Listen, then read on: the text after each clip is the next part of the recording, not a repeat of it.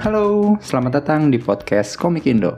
Sebelumnya gue mau mohon maaf lahir batin dulu nih. Selain karena memang baru aja kita melewati momen lebaran, gue juga mau minta maaf karena rentang update episode kali ini lumayan jauh. Iya, kayak ada yang nungguin aja. Oke, skip. Nah, di komik kali ini, gue mau ngebawain sebuah komik webtoon yang baru nyelesain season pertamanya di akhir tahun 2022 atau di awal tahun 2023 lah. Soalnya tergantung, ini lu tim spending coin atau bukan. Komik yang mau gue bahas ini berjudul We karya Amuba Uwu.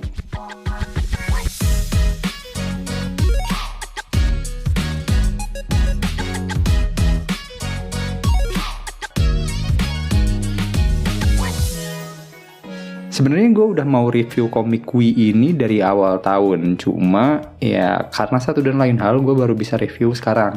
Tapi selama rentang waktu itu gue mendapatkan satu hal menarik.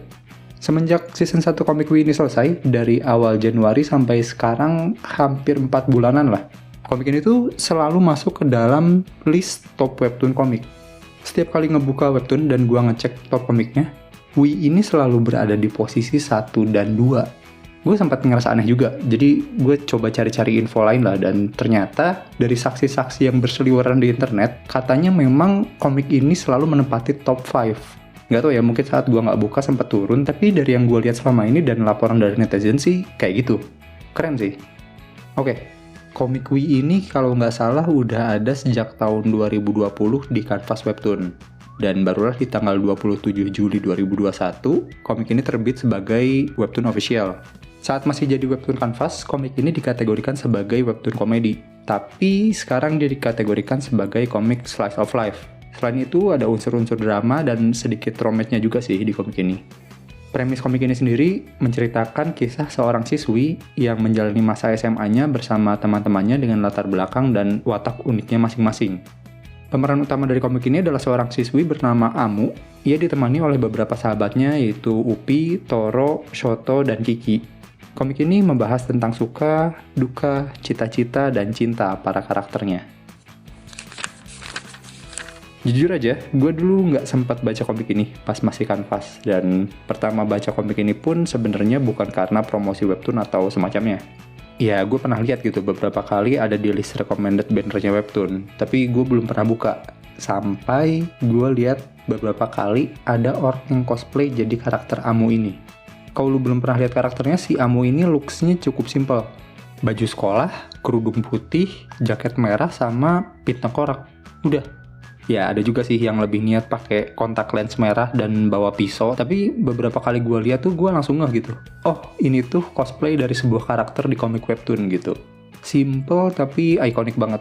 Itulah awal mula gue terkesan dan akhirnya gue mulai baca komik We ini. Oke, untuk universe-nya, gimana ya? Ini menurut gue tantangan sih ngebahas komik yang unsur komedinya cukup kental, atau geek kali ya kalau istilah komik Jepangnya. Gue tuh mau bilang universe yang dipakai itu adalah dunia kita di sebuah SMA di Indonesia. Tapi ada beberapa hal irasional yang tidak mungkin terjadi di dunia kita gitu. Ya mungkin simpelnya kayak Tom and Jerry main dinamit tapi masih baik-baik aja. Itu kan kita nerima-nerima aja ya. Di komik We juga sama. Ada beberapa kejadian yang kayak show mentung orang pakai marka jalan lah. Atau Amu lompat dari lantai 2 terus jatuh cuma bilang I'm fine, abis itu lanjut lari lagi. Dan info dari komik khususnya pun sebenarnya nggak ada referensi khusus untuk sekolah dan tempat-tempatnya. Katanya kadang Bogor, kadang Jakarta, kadang Jepang, kadang isekai. Jadi ya gue masih belum tahu istilah dan teorinya seperti apa, tapi buat beberapa hal yang ada unsur komedinya, saran gue mending nikmatin dan telan aja deh. Terus untuk karakternya, gue sih ngerasa karakter-karakter di komik ini cukup komplit ya.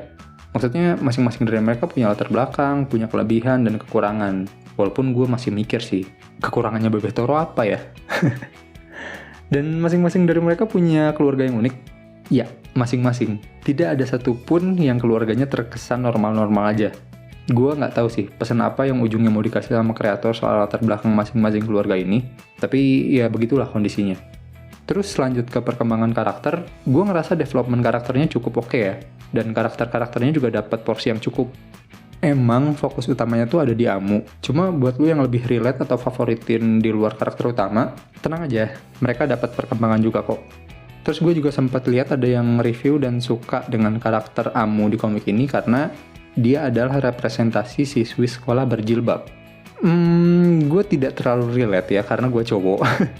Tapi gue bisa paham, soalnya dulu sempat heboh juga kan soal tanda kutip cewek berjilbab dan kelakuannya. Nah, buat gue Amu ini bisa jadi referensi yang cukup lah buat makhluk-makhluk tukang nuntut itu. Kadang mereka lupa, orang berjilbab juga manusia yang punya sifat dan kekurangan gitu. Yang paling penting kan bisa terus belajar dari kesalahan-kesalahan yang ada dan jadi lebih baik lagi.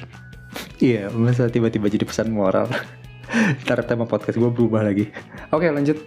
Oh iya, kelima sahabat ini kalau nggak salah memang udah jadi OC atau original karakter dari kreatornya sebelum komik Wii ini dibuat. Dan gue jadi rada paham sih, kenapa tokoh-tokoh di komik ini tuh berasa cukup manusiawi dan penuh gitu karakteristiknya. Karena emang udah selama itu udah develop dan berada di pikirannya kreator. Sebenarnya masih ada yang mau gue bahas dari karakter-karakter ini, tapi karena akan spoiler, sisanya gue pindahin di belakang aja ya, di side notes. Oke, lanjut ke ceritanya. Sejauh gue memantau, cerita komik itu make tipikal yang karakter driven. Dan seperti premisnya juga ya, intinya ini adalah kisah tentang keseharian Amu dan kawan-kawan. Mungkin buat lu yang cari-cari komik dengan kisah di mana si karakter utama tiap chapternya berjuang memenuhi tujuan besarnya, kayaknya lu tidak akan menemukan itu di sini. Ya ada sih beberapa hal yang gue rasa mau dicapai sama Amu, kayak cita-cita dan semacamnya, tapi ceritanya tidak akan selalu mengenai hal itu. Gak jarang juga lu akan disuguhi cerita yang isinya keseruan dan kekonyolan sehari-hari mereka sebagai remaja SMA. Ya bisa dibilang ini adalah komik yang flow ceritanya pun get along aja, dan katanya sih ini komik emang awalnya direncanakan untuk 50 chapter. Ya dengan chapter sekarang yang sudah 3 kali lipatnya dan masih banyak cerita yang belum terkuak, possibility development-nya bisa luas banget sih. Cuma mungkin yang perlu gue mention di sini, gue suka sama cara komikusnya memposisikan karakter-karakternya pada isu yang diangkat di cerita. Dia nggak cuma nyeritain sebuah cerita yang si putih dan hitam, dia ngangkat sisi lain yang ngebuat kita juga bisa beropini sendiri gitu. Ya, walaupun kadang isinya dibalut sama komedi juga sih. Tapi yang oke lah. Jadi, menurut penilaian gue, komik ini tuh komik yang secara pribadi gue suka, tapi mungkin tidak untuk semua kalangan. Gue akan merekomendasikan komik ini ke lu kalau emang lu tipikal yang suka dengan cerita kehidupan sehari-hari yang cukup ringan dan komedik. Tapi bersiaplah sesekali untuk dikagetkan atau ditampa realita bahwa hidup ini isinya nggak cuma hahaha doang. Terus juga buat lo yang statusnya masih pelajar SMP, SMA, atau baru lulus, mungkin lo kan bisa lebih relate dengan kisah dan persahabatan Amu beserta kawan-kawannya. Dan gue rasa banyak juga hal yang bisa lo pelajarin dari keseharian siswi yang satu ini. Yang paling gue suka dari komik ini tuh, sebenarnya gue suka gimana komikusnya nanggapin suatu isu dari beberapa perspektif. Tapi gue harus bilang, komik ini MVP-nya adalah desain karakter Amu. Kalau nggak ada orang-orang yang cosplay jadi Amu, mungkin gue belum baca komik ini.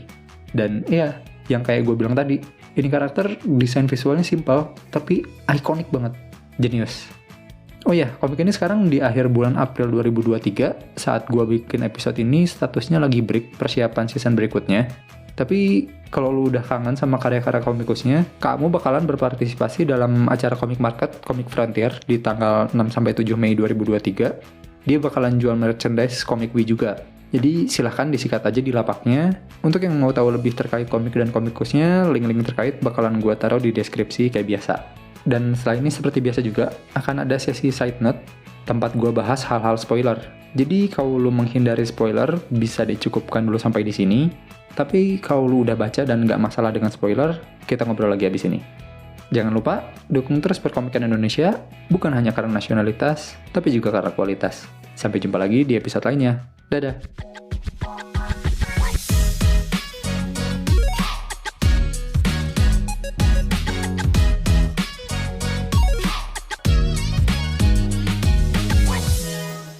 Oke, side notes. Pertama, mungkin gue mau bahas tentang tipe penceritaan yang get along. Sebenarnya nggak ada yang salah juga dengan tipikal penceritaan seperti itu. Karena kan poin plusnya komikus jadi bisa ngebahas isu-isu terkini kalau memang mau. Dan bisa ngarahin ceritanya setelah lihat respon pembaca.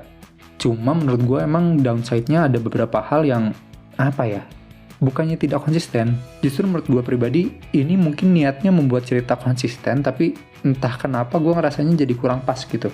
Kayak cerita waktu mereka masih SMP, ternyata kan mereka satu sekolah juga.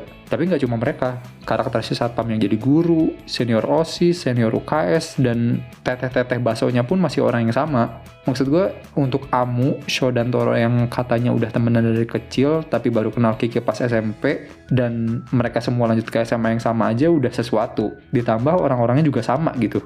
Apakah ini adalah sekolah yang kayak pesantren atau sekolah Katolik gitu, yang beberapa jenjang berada di kompleks tempat yang sama, atau gimana gitu? Kalau emang iya, kan harusnya pas mereka SMA, ada adik-adik SMP yang berseliweran juga ya. Ya, mungkin kalau ini diperjelas di season 2, jadi lebih enak sih. Terus gue juga mau bahas soal sudut pandang yang disuguhin di komik ini. Soalnya cukup menarik gitu, bahkan untuk hal-hal yang sederhana. Kayak waktu ada teman sekelasnya yang bilang sedih karena dapat nilai 98, si Amu dalam hati sempat kesel tapi mau ngedengerin. Di saat yang sama, si Upi malah belak-belakan bilang, segitu aja sedih, aku aja dapat 51 biasa aja. Terus si Amu ngatain Upi toksik karena ngomong kayak gitu, dan Upi ngatain Amu munafik karena bermuka dua saat itu. Lucunya, menurut gue nggak ada yang salah dari pernyataan mereka. Iya kan? Dan ada cukup banyak sih contoh yang kayak gini, kayak masalah keluarga Upi sama Amu aja. Itu kan memang pasti ada sesuatu yang salah sehingga situasi kayak gitu kejadian. Tapi di komik ini juga ngasih sudut pandang orang tua mereka gitu. Memang efek yang dihasilkan kayak gitu. Cuma nggak ada satupun dari mereka yang punya niat jahat ke keluarganya gitu. Yang kadang bikin sakit hati kan saat kita nganggap orang tua adalah sosok panutan yang sempurna, tiba-tiba melakukan hal yang menurut kita salah gitu. Dan kadang kita lupa, orang tua kita juga manusia yang bisa salah. Kenapa jadi pesan moral lagi anjir? Ini gara-gara komik gue nih.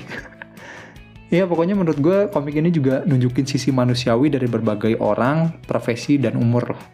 Terus juga gue mau apresiasi keberanian komikus untuk ngebuat dan ngebahas karakter dengan masa lalu yang kelam kayak Amu.